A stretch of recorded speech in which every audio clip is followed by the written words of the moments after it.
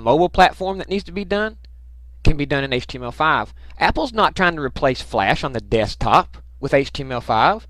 They're trying to replace Flash on their mobile devices. Okay?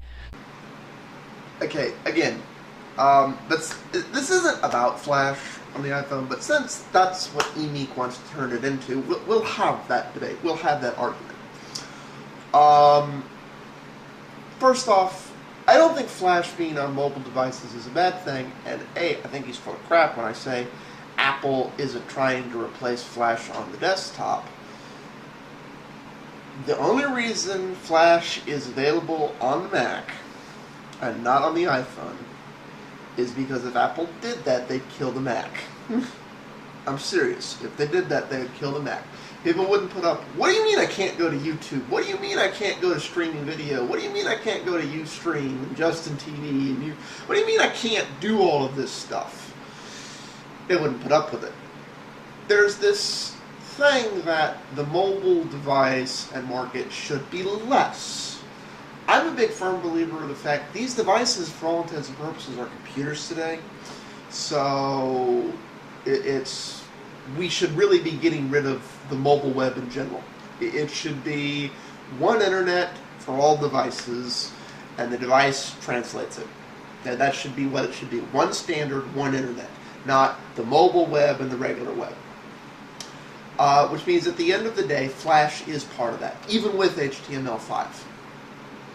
Now, mobile devices have less power, less raw processor to screw with, and in a lot of ways they're like 10-year-old computers. So, the way that should work is Flash should be there, but it should be disabled by default. And when you go to a page that has Flash content, a little thing based on your settings should pop up and go, this page has Flash, do you want to disable this thing? Maybe it shouldn't be a full screen thing, maybe it should be a little notifier thing, enable Flash, like the Firefox pop-up notifier. It's like, do you want to enable, do you want to enable always for the site, yada yada and so forth. And you set your settings and the sites you want to run Flash on with the understanding that you're possibly enabling security risks and going to have poor battery life, versus the sites, no, it's just Flash ads, I don't care. Then it's your choice. Why it isn't enabled that way, I have no idea. I have a feeling if the Android version of Flash ever comes out, that's exactly how it's going to be enabled over there. Because they're still going to have the power constraints and requirements to deal with. And that's the thing here. HTML5 may do everything you want, but doesn't do everything a developer and the end user wants to do. I guarantee you there are thousands, if not millions, of end users out there who would love to be able to go to their favorite streaming site and just go to their site and have the live stream. On-demand shit, HTML is fine. Live, not so good. And that's what's missing. And that's what we all want on the mobile market and devices. And we don't necessarily want to have an app for that. Because A, there isn't always an app for that. B, not every content producer can afford to create apps. I mean, one of the arguably most successful content producers, who I'm not going to name, but I'm going to give enough references so y'all know who the heck I'm talking about. I'm not naming them because I don't know they agree with me, and I frown upon dragging them into arguments like this.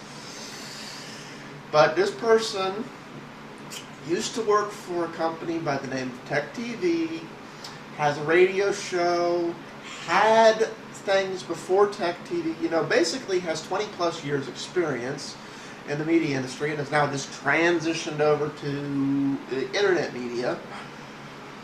Went to Canada for a while, yada yada and so forth. Runs what I would arguably consider one of the most successful independent internet broadcast networks there is. I'm not saying the most successful, but arguably one of the most successful.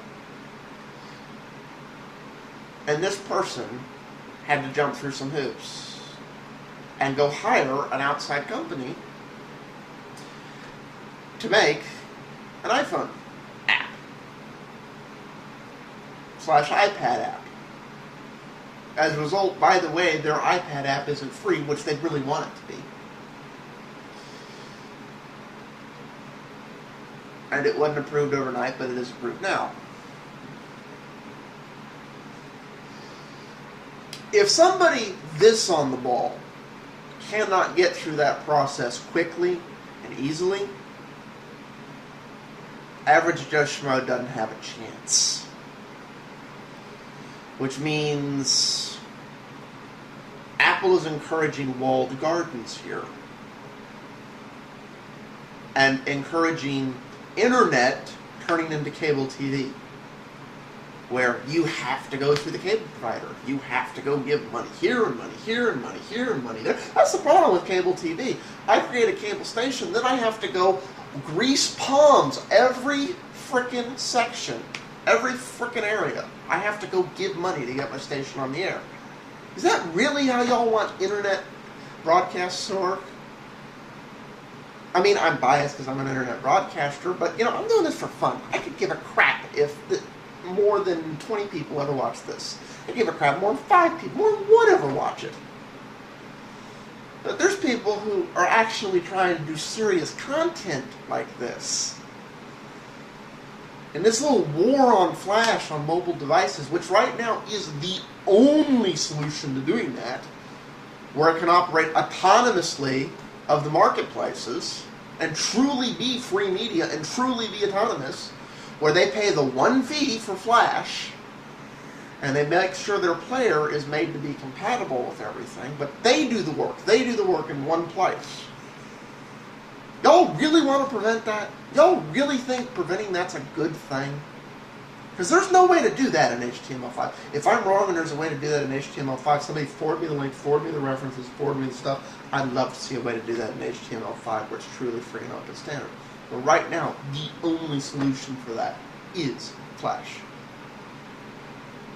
And Emeek may not want that, but I guarantee you there's a lot of end users who would love to just be able to go to mysterysite.tv, and y'all know the one I'm talking about, if you know who I'm talking about, and just watch their stream on their mobile device.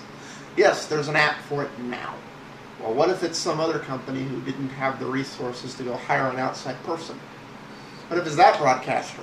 You know, wouldn't you like to just be able to go to their site?